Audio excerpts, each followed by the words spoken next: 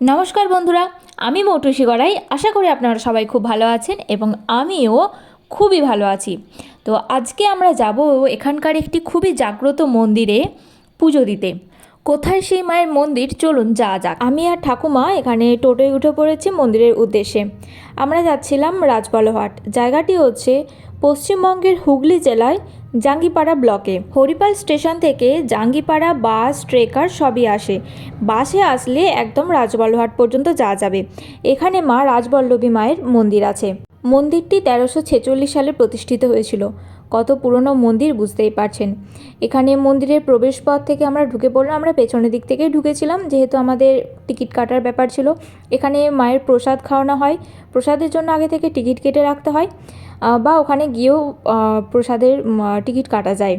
এই মন্দিরে প্রচুর ভিড় হয়েছে। আজকে রবিবার, যেহেতু ছুটির দিন, তাই এখানে প্রচুর ভিড় হয়েছে। এই দেখুন, মা রাজবল্লভী, মাতা রাজবল্লভী এখানকার খুবই জাগ্রত মা। আমরা এখানে মন্দির থেকে পুজো দেওয়ার জন্য পুজোর ডালা নিয়ে নিলাম। বাড়ি থেকে কিছু নিয়েও এসেছিলাম, ফল ধূপ নিয়ে এসেছিলাম, ফুল নিয়ে এসেছিলাম, বাকিগুলো নিয়ে নিলাম। মন্দিরে প্রবেশ করলাম। মন্দিরের চারপাশটা খুবই সুন্দর এবং আজকে প্রচুর ভিড় হয়েছিল।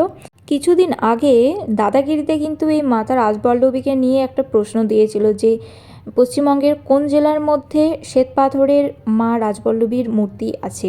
হুগলি জেলা, মুর্শিদাবাদ জেলা, এটা কিন্তু হুগলি জেলাতে অবস্থিত। এই মন্দিরের ভেতরে 5টি শিবলিঙ্গের মন্দির আছে আর মাতা রাজবল্লভীর মন্দির আছে। এখানে চাতালে সবাই ভক্তরা বসে আছে। মাতা রাজবল্লভীর মন্দির নিয়ে পুরানো কাহিনী আছে। এখানে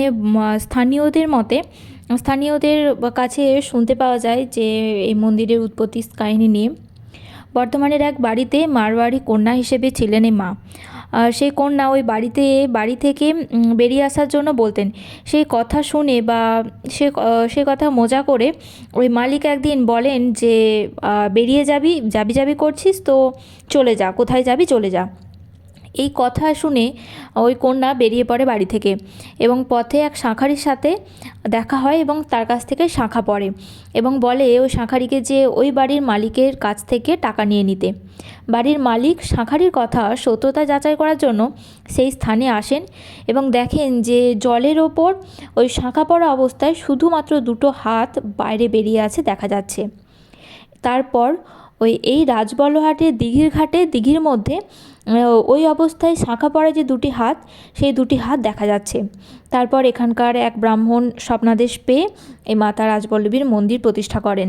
এখানকার এলাকাবাসীর মতে এই মন্দিরটি খুবই জাগ্রত, মাতা খুবই জাগ্রত। কেউ যদি কোনো রকম মানত করে তাহলে সেই তার মানত, তার মনোবাঞ্ছা মা রাখে। এই রাজবলহাট অঞ্চলে এটা প্রচলিত যে এই মায়ের মন্দিরের ভোগ দিয়ে এখানকার ছেলে মেয়েদের আইবুড়ো ভাত এবং বাচ্চাদের অন্নপ্রাশনের অনুষ্ঠান হয়। এখানে মায়ের মন্দির, গর্ভগৃহ ছাড়াও 5টি শিব মন্দির আছে, শিবলিঙ্গের মন্দির। 5টি শিব মন্দির দেখলেন, প্রত্যেকটা আলাদা আলাদা শিবলিঙ্গ আছে এবং মন্দিরে শিবলিঙ্গের নামগুলো আছে, সেগুলো দেখলেন। এই মাতা রাজবল্লভীর মন্দিরে ভোগ খাওয়া কিন্তু খুবই প্রসিদ্ধ। হাজার হাজার ভক্ত ছুটে আসে মাকে পুজো দেওয়ার জন্য এবং ভোগ খাওয়ার জন্য। ভোগ কিন্তু খুবই সাধারণ, কোনো বিশেষ যে পদ আছে সেরকম না, কিন্তু এই ভোগের যে মাহাত্ম্য, এখানকার গ্রামবাসীদের যা সবজি চাষ হয়, সমস্ত রকম সবজি যাদের যা চাষ হয়, সব এই মায়ের পুজোর জন্য, ভোগের জন্য অল্প অল্প করে সবাই দিয়ে যায়। আর এই সব রকম সবজি দিয়ে একটা তরকারি হয় এবং এই তরকারির মধ্যে একটা বিশেষত্ব, এই তরকারির মধ্যে কোনো না কোনো মাছ দিতে হবে। এক টুকরো চিংড়ি মাছ, অন্য রকম মাছও থাকে কিন্তু চিংড়ি মাছও থাকে, এক টুকরো মাছ মাকে দিতে হবে। এটি হচ্ছে মায়ের খুবই প্রিয় এবং এটি হচ্ছে ভোগের বিশেষত্ব। এখানে দেখলেন এই ভোগ খাওয়ার জন্য কত ভক্ত বসে আছে একসাথে। পুরো ব্যাচটায় প্রায় 600-700 কাছাকাছি লোকজন হবে। এটা প্রথম ব্যাচ ছিল, এর পরেও আরও 2-3টে ব্যাচ হয়েছে। আজকে রবিবার ছুটির দিনে বলে এত ভক্ত এসেছে। ওইখানে পর্দা দেওয়া আছে, ওখান থেকে রান্নাঘর থেকে মায়ের জন্য ভোগ নিয়ে যাওয়ার জন্য।